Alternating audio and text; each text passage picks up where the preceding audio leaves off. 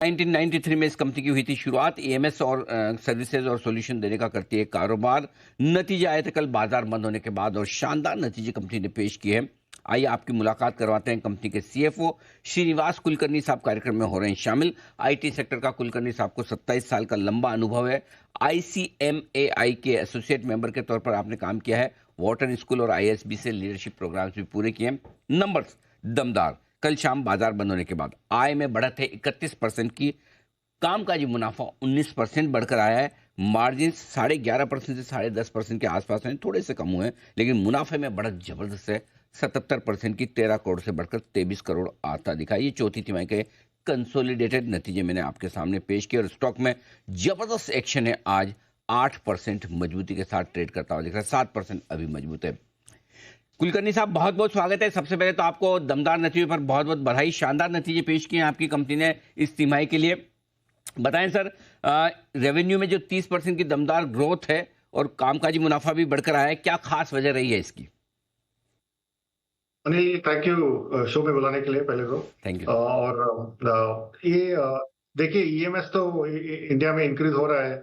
अभी आप देखेंगे तो रिसर्च रिपोर्ट यही बताता है कि 16 बिलियन का जो मार्केट है वो 60 बिलियन होने वाला है 21 से 26 तक। मतलब 30% कैगर के ग्रोथ से वो बढ़ेगा।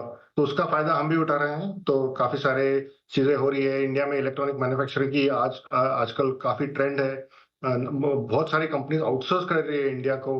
वो सप्लाई चेन डाइवर्सिफाई करने की कोशिश कर रहे हैं। उसी की वजह से हमारे ऑर्डर बुक तो बिल्ड हुआ था, तो उसको एग्जीक्यूट कर रहे हैं। तो हम ये ग्रोथ तो एक्सपेक्टेड था हमसे। जब हमने आईपीओ किया पिछले साल, ये ऐसे ही एक्सपेक्टेशन रखा था लोगों के सामने कि 40% के हिसाब से ग्रोथ होगा।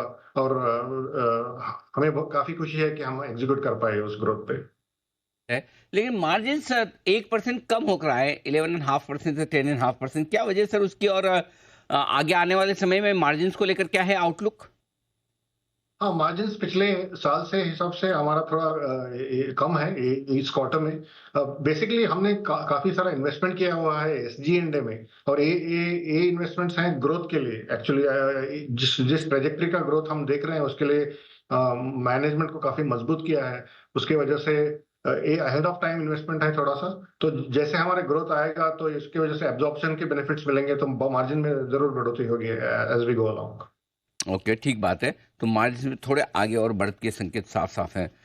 वित्त वर्ष 2025 के लिए इस पूरे फाइनेंशियल ईयर की जो नई शुरुआत हुई है, कोई सर गाइडेंस देना चाहेंगे आप रेवेन्यू, प्रॉफिट, मार्जिन वगैरह के लिहाज से? नहीं कि हम स्पेसिफिक ईयर का गाइडेंस नहीं देना चाहेंगे। बट एक बात बोल सकते हैं कि हम कॉन्फिडेंट है 30% कैगर का 3 साल के हिसाब से। तो थोड़ा इधर आई मीन एक साल में कुछ कम हो सकता है, कुछ ज्यादा भी हो सकता है।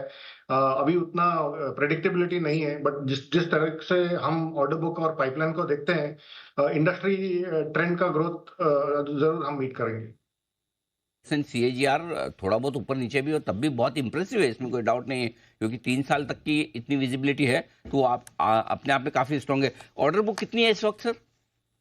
अभी 2200 करोड़ का ऑर्डर बुक है। और उसमें बढ़ोतरी होगा इस साल इन FY25। और ज्यादातर ऑर्डर्स किस सेगमेंट से आ रहे हैं सर? हम एक्चुअली 4 सेगमेंट्स में है: एरोस्पेस, डिफेंस, मेडिकल और इंडस्ट्रियल। लेकिन मैक्सिमम ट्रैक्शन दिख रहा है एरोस्पेस और डिफेंस में।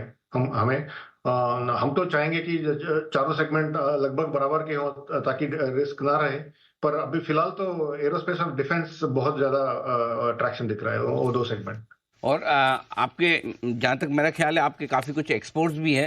तो इंडियन मार्केट्स और ग्लोबल मार्केट्स दोनों में किस तरह का डिमांड का रुझान है, ये जरा समझाएं सर। डिमांड तो दोनों तरफ काफी है। एक्सपोर्ट मार्केट हमारा ज्यादा ट्रैक्शन है एक्सपोर्ट मार्केट में। जिस हिसाब से हमने सेल्स फोर्स बनाया है वो ज्यादातर फोकस कर रहे हैं एक्सपोर्ट ग्रोथ के लिए। पर इंडिया में भी अभी हम इन्वेस्ट कर रहे हैं इंडिया सेल्स में। इंडिया में भी काफी ग्रोथ है मार्केट में, स्पेशली डिफेंस और एरोस्पेस में। तो हम चाहेंगे कि दोनों ग्रो, पर ट्रैक्शन तो दोनों दोनों तरफ है। ओके, तो चलिए, बहुत ही मजबूत गाइडेंस और साथ ही अच्छी डिमांड और ऑर्डर बुक के संकेत कुलकर्णी साहब की तरफ से आते हुए साइन डीएलएम। सर बहुत बहुत धन्यवाद, समय दिया आपने, नतीजों पर विस्तार से बातचीत की और आगे के लिए भी अपने निवेशकों को आपने जो गाइडेंस है, आई एम श्योर उन्हें इससे डेफिनेटली मदद मिलेगी। Thank you so much thank sir. You. Thank you. Shrinivas Kulkarni साहब, CFO साइंट डीएलएम के बता दें, अच्छी परफॉर्मेंस आई है कंपनी की तरफ से, मजबूत एकदम। स्टॉक में भी अच्छा एक्शन सुबह